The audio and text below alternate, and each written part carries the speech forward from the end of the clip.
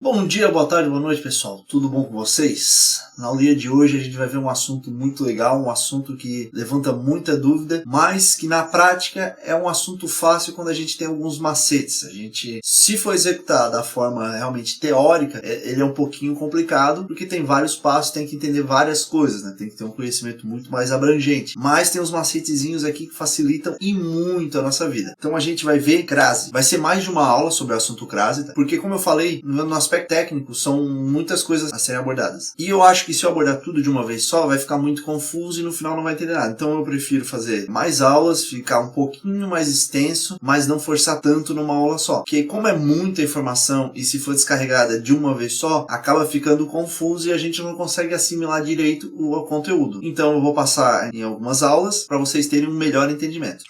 Para começar, é muito bom já deixar claro que crase não é aquele acento inclinado à esquerda. Aquele acento inclinado à esquerda é o acento grave. A gente usa ele para indicar crase. Crase o que é? Crase é um dos metaplasmos por supressão de fonemas a que as palavras podem estar sujeitas à medida que uma língua evolui. Meio complicado, mas é fácil de entender. À medida que uma língua vai evoluindo, a gente vai tendo algumas modificações na palavra, algumas coisas sutis, e a crase é uma delas. O que é metaplasmo por supressão? É quando na evolução dessa língua, a gente junta fonemas na pronúncia e na escrita. Então, como nesse exemplo aqui, door, português arcaico, ele já vem do latim dolor. Então, a gente teve uma modificação no português e depois, para o português moderno, nós tivemos uma supressão da vogal O. Tínhamos duas vogal O, do OR. Então, com a evolução, houve a supressão e se tornou uma vogal só. Como de duas vogais a gente fala uma, a gente chama isso de crase. É quando eu tenho a supressão de fonemas. Então, no português arcaico eu tinha dois Os e hoje no português moderno eu tenho um O só para representar esse fonema. Isso a gente já chama de crase. Então, crase nada mais é que a junção, certo? Já é bom a gente ter essa diferenciação.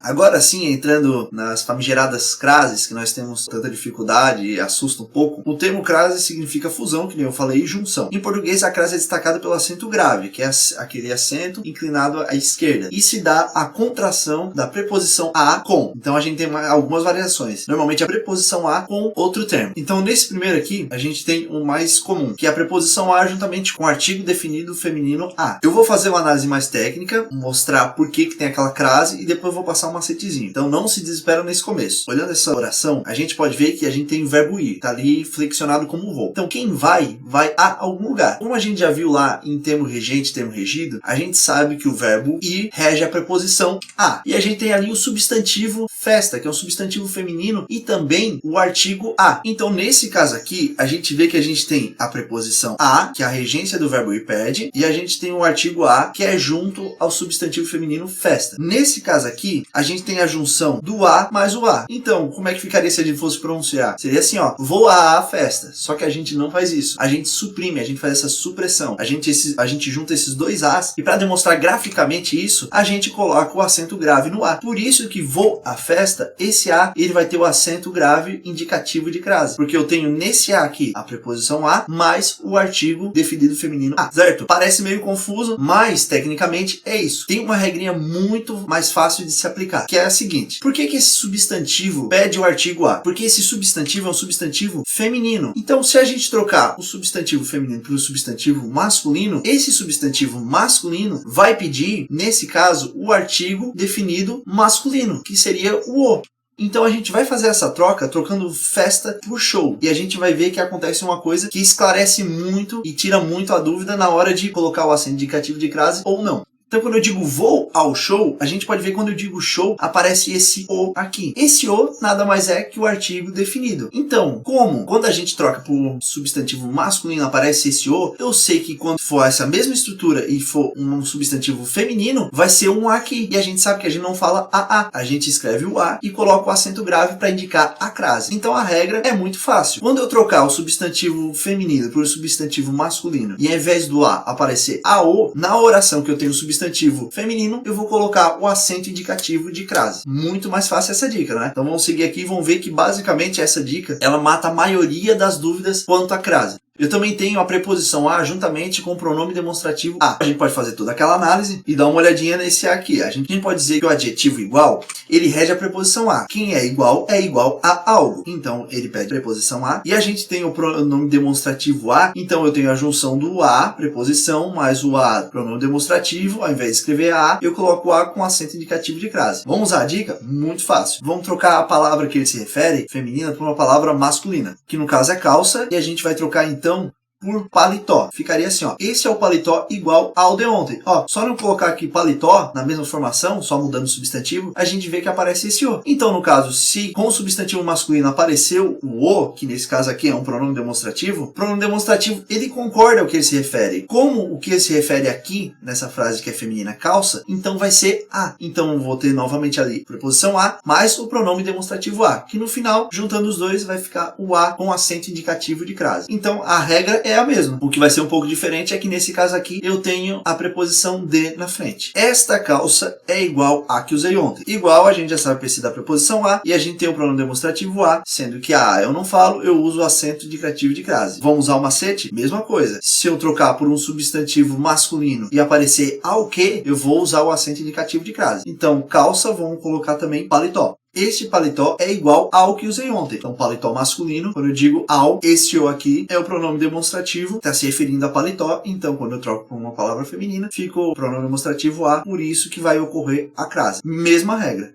Tem uma observação muito importante aqui. Nessa oração aqui, ó, esta não é a garota a quem me referi, a gente pode ver que o que está pedindo a preposição é só o verbo referir-se. Que quem se refere a alguém, pede a preposição a. E a gente não tem mais nenhum a ali, então por isso não ocorre crase. Mas se a gente usar aquele macetezinho, vai ficar evidente também. Então vamos lá, garota é o substantivo feminino que eu estou usando, vou trocar pelo substantivo masculino garoto, e a gente vê que continua somente o a. Este não é o garoto a quem me referi. Não tem como eu falar, este é o garoto ao que me referi. Não faz sentido. Então, se a gente usar esse macetezinho, a gente não precisa nem saber se tem outro termo regendo a preposição ou outro pronome. Se a gente usar essa regrinha, a gente já consegue matar só pela lógica, pela intuição de falante que a gente já tem. Então, esse é um adendo bem importante. E não adianta eu trocar por a qual. Não adianta eu ter na oração, esta não é a garota a que me referia, e trocar, este não é o garoto ao qual.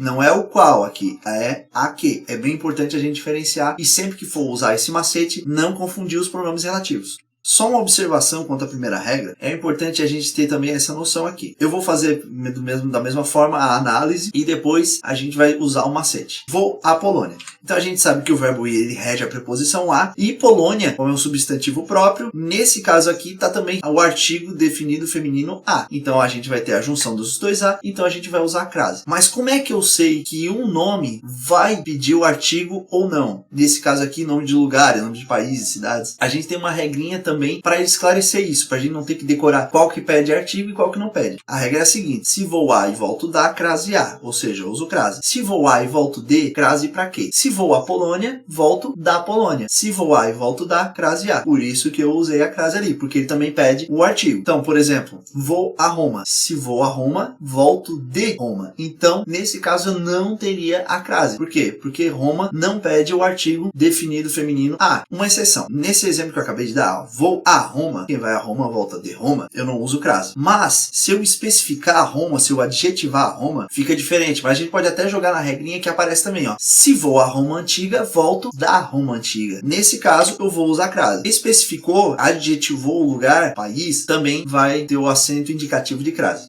Preposição a mais a qual, as quais, pronomes relativos. Esta é a história a qual me referi. Então, nesse caso aqui, a gente sabe que quem se refere a algo. Então, pede a preposição a e a qual, esse a aqui, eu vou ter de qualquer forma porque ele faz parte do pronome relativo. A qual. Então, eu vou ter a junção da preposição a que rege o verbo referir-se, juntamente com o termo a que é integrante do pronome relativo a qual. Nesse caso, a gente usa o acento indicativo de crase. Mas, vale lembrar que eu posso usar a mesma regrinha aqui. quando eu trocar por um masculino e ao invés de ficar a qual ou as quais, aparecer ao qual ou aos quais, quando for feminino eu vou usar o acento indicativo de crase. Vamos fazer essa troca aqui então do substantivo história por assunto, que é o substantivo masculino. E a gente vê que fica assim: este é o assunto ao qual me referi. Quando eu troquei o substantivo feminino história pelo substantivo masculino assunto, eu vi que apareceu esse o. Então eu vou ter que usar, quando for um substantivo feminino, que é o caso história, o acento indicativo de crase. Então essa regra basicamente é a mesma em todos esses casos que eu mostrei. Só vai mudar o que vem depois. O caso que eu mostrei ali, pronome relativo que, ou a preposição de, e assim por diante. Também existe um uso muito interessante que não é muito visto, mas ele existe. Quando eu tenho a preposição a pedida por algum verbo e depois o pronome demonstrativo aquele, aquela ou aquilo. Todos eles vão ter o acento indicativo de crase no a de aquele, aquela, aquilo. Quando o verbo tiver anteposto, ele reger uma preposição, a preposição a. Então, por exemplo, nesse caso, refiro-me àquele fato. Quem refere-se a algo. Então, o verbo referir-se rege a preposição a. E nesse caso, eu também tenho o a da palavra aquele, do pronome demonstrativo. Nesse caso aqui, juntando esses dois as, então eu vou ter o acento indicativo de crase. Não é muito usual, mas é regra. Quando ao verbo a qual o pronome está ligado reger a preposição a, eles vão se juntar e eu vou ter que usar o acento indicativo de crase no aquele, aquela ou aquilo. Tanto faz qual for o gênero, mas eu vou ter que usar porque a junção é da preposição a mais a primeira letra do pronome. Só para reforçar, é quando o verbo da oração pedir preposição. Nesse exemplo aqui, arrumei o carro, quem arruma, arruma algo, não é a algo. Então ele não rege preposição. Dessa forma, o aquele continua sem acento indicativo de crase. Certinho? Então, pessoal, essa então foi a nossa primeira aulinha de crase. Bem tranquilo, mais para apresentar vocês, para explicar qual é a diferença da crase por acento indicativo. Tá? A gente tem mais casos, a gente tem casos específicos que a gente não pode usar. A gente tem mais algumas regrinhas, mais alguns macetes. Mas isso aqui é o básico, é já para a gente ter uma noção e para não ser despejado tudo de uma vez só. Então, não entendeu? Rever a aula, dá uma olhadinha na aula de preposição, dá uma olhadinha na aula de regência verbal, de regência nominal, depois volta aqui e assiste, que dê uma olhadinha nos links complementares, lá vai ter todas as regras relativas à crase, mas já é para vocês terem uma ideia. Mas se focar já nesse início aqui, nesses casos principais de ocorrência de crase, já é um grande início. Então, como eu já falei, acesse os links complementares, façam o exercício proposto e assistam novamente quantas vezes quiser, tá bom? Então, gente, muito obrigado, viu, e bons estudos!